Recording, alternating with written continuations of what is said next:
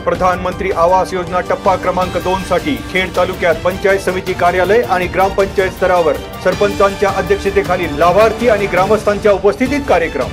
खेड तालुक्यातील 3415 घरकुल लाभार्थ्यांपैकी 2765 लाभार्थ्यांना पहिल्या हप्त्याचे वितरण। खेड पंचायत समितीचे गट विकास अधिकारी विशाल शिंदे यांची माहिती।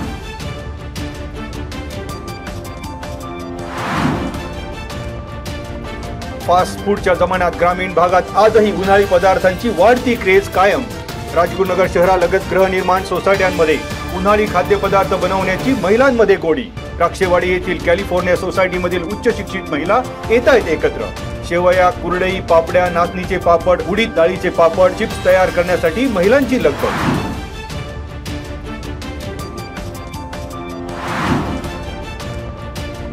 आंतर जिल्हा गांजा तस्करी करणाऱ्या एका महिलेसह 3 आरोपी अंमली पदार्थ विरोधी पथकाच्या ताब्यात। आंतर जिल्हा गांजा तस्करी करणारे रॅकेट उद्ध्वस्त।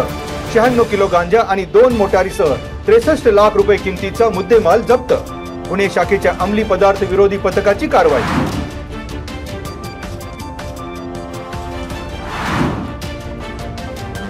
पूर्वीसारखी साथ देत नाही म्हणून युवकाला दमबाजी। डोक्यात काचेची बाटली घातली, दगडाने पाठीत केली गंभीर दुखापत। चाकण येथील महात्मा फुले नगर येथील प्रकार।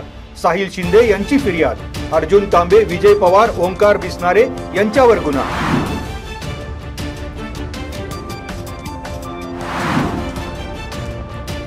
पुणे नाशिक महामार्गावर नाणेकरवाडी गावच्या हद्दीत खासगी बस, पीएमपी बस आणि अन्य एका वाहनाची धडक।